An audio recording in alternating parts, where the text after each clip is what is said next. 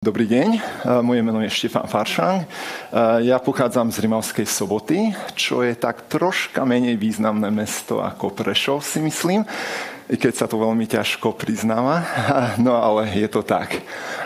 Čo sa týka štúdií, tak tie som absolvoval v Spojenom kráľovstve a pravdu povediac vedecké termíny mi idú lepšie po anglicky, tak budem pokračovať po anglicky, ak mi to teda dovolíte.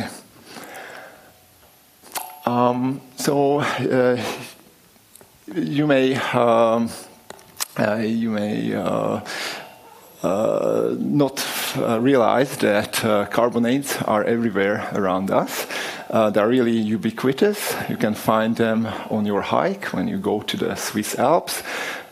You can find them in different artworks, in sculptures, as marble, also on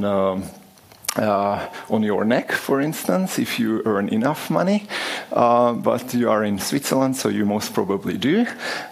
Then in caves and also on the playground. So from the chemical point of view, carbonates are rather simple compounds. The main anion is the carbonate ion by definition, and the most common cations may be magnesium, iron, or calcium. Why do we care about carbonates? I think there are three main reasons. The first one is that they are economically important indeed. Most of the carbonates represent important raw materials for a number of metals. These include calcium, barium, strontium, manganese, and some others.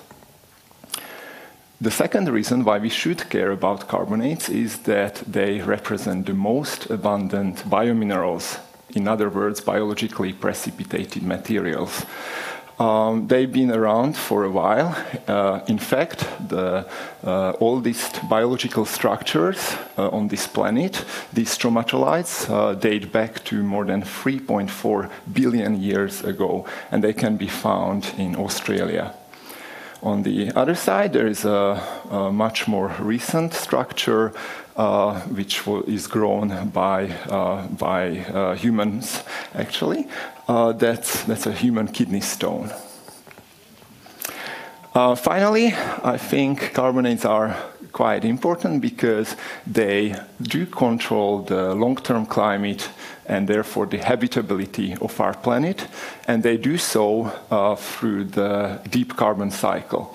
What this means is that at convergent boundaries, at subduction zones, where one of the tectonic plates subducts or sinks down to the deep earth, a huge amount of calcium carbonate gets transported, which then liberates in deep earth fluids. By the way, there is more than twice as much water in deep earth as in all the oceans. And finally, this carbonate material then finds its way to magma and recycles back to the atmosphere. The topic I'm really interested in is what is happening to all this carbonate material in the deep earth. We know that some of it decomposes or dissolves in these deep earth fluids, and to study this phenomenon, we need to reproduce the conditions of the deep earth in the lab. For this, we use the diamond anvil cell, which is made up of these two diamonds, which we squeeze together. And because of the very tiny surface and because of the large force we apply, we can produce pressures which are on the gigapascal range. And we are able to reproduce the high pressure and high temperature conditions of the deep earth in the lab. Another thing that we need for this study is our X-rays, our high-quality X-rays. And for this, let me go back. For this, we go to the synchrotron. Synchrotron is just a fancy word for a particle accelerator, for a given type of a particle accelerator.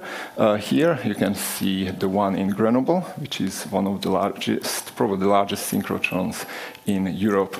And at this synchrotron, we use a technique that is called X-ray fluorescence spectroscopy, which we use to determine the concentration of a given element, in this case zinc, in our fluid. With this, I thank you for your attention. If you would like to learn more about the topic, please find this paper. Thank you. Ďakujem.